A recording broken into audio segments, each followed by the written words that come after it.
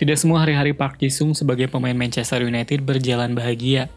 Ada juga hari yang menjadikan bagi pria asal Korea Selatan tersebut. Salah satu yang masih membekas dalam benak Park adalah malam final Liga Champions musim 2007-2008. Ketika itu nama Park Ji-sung tidak ada dalam daftar 18 pemain yang berada di Stadion Luzhniki. Ia tetap ikut rombongan yang berangkat ke Moskow, namun Ji-sung hanya mengenakan jas abu-abu. Ia cuma duduk di tribun penonton bersama para pemain yang juga tidak didaftarkan oleh Ferguson untuk bermain atau sekedar duduk di bangku cadangan. Inilah yang membuat Ji-sung sedih karena ia tidak bisa terlibat langsung di atas lapangan. Ia punya harapan untuk berkontribusi pada laga final setelah ia gagal melakukannya 3 tahun silam bersama PSV Eindhoven.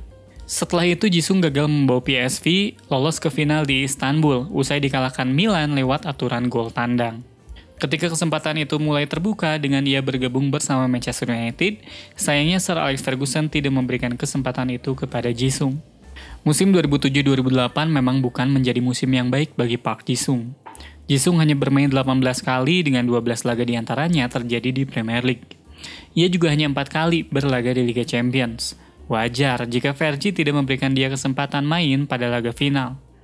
Akan tetapi 4 laga ketika Ji-sung bermain terjadi pada fase gugur, yaitu 2 leg, masing-masing melawan AS Roma pada perempat final dan Barcelona pada semifinal.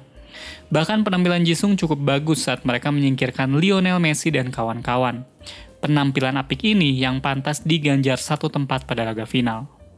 Momen ngenes Ji-sung tidak berhenti sampai di situ. Saat itu ia hanya duduk di bangku penonton, sementara 2 sahabat karibnya, Patrice Evra dan Carlos Tevez, main sejak menit awal. Keduanya pun sempat menghibur Ji-sung yang sedih. Mereka paham betapa kecewa dan sedihnya Ji-sung tidak bisa bermain. Ji-sung bukannya tidak gembira saat United berhasil menjadi juara. Saat Edwin van der Sar menepis tendangan penalti Anelka, ia ikut turun ke lapangan dan bergembira bersama. Namun kegembiraannya itu terasa begitu semu, karena ia masih merasa galau. Ia menikmatinya setengah-setengah, setengah senang, setengah tidak, hatinya campur aduk. Namun akhirnya ia paham kalau bukan cuma dia yang merasakan hal seperti itu. Dari 25 pemain, cuma 18 yang dipilih untuk masuk ke final. Jadi bukan cuma dia yang merasakannya. Kesedihan sebenarnya tidak hanya dirasakan oleh Ji-sung, namun juga oleh Sir Alex Ferguson. Sang manajer justru berada dalam kondisi yang jauh lebih sulit karena harus memilih dan memberitahu siapa yang tidak mendapatkan kesempatan. Ada sejumlah alasan kenapa Ferguson tidak membawa Park Ji-sung. Selain lini tengah yang saat itu sudah diisi oleh para pemain hebat, Ferguson juga konon sudah memiliki janji kepada Paul Scholes.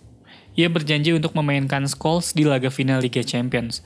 Soalnya, 9 tahun sebelumnya, ia gagal main di final Liga Champions di Camp Nou karena mendapatkan akumulasi kartu kuning. Slot di posisi sayap juga sudah diisi nama-nama seperti Nani, Owen Hargreaves, Cristiano Ronaldo, dan Ryan Giggs. Sehingga Fergie tidak punya pilihan lain selain tidak membawa Ji-sung dan menempatkannya bersama Gerard Pique, Danny Welbeck, Louis Saha, dan Gary Neville, yang sepanjang musim itu berkutat dengan cedera. Meski begitu, Ferguson adalah manajer yang adil. Apa yang dialami Scholes juga dialami Ji-sung ketika United kembali melaju ke final pada 2009 dan 2011. Sayangnya, United justru menderita kekalahan dalam 2 final tersebut atas lawan yang sama, yaitu Barcelona. Ji-sung sedih karena kejadian 2008, namun dia beberapa kali menegaskan kalau yang paling penting adalah kemenangan tim. Beruntung bagi dirinya karena ia masih bisa merasakan nikmatnya mengangkat trofi Liga Champions yang kini sudah jauh dari genggaman setan merah.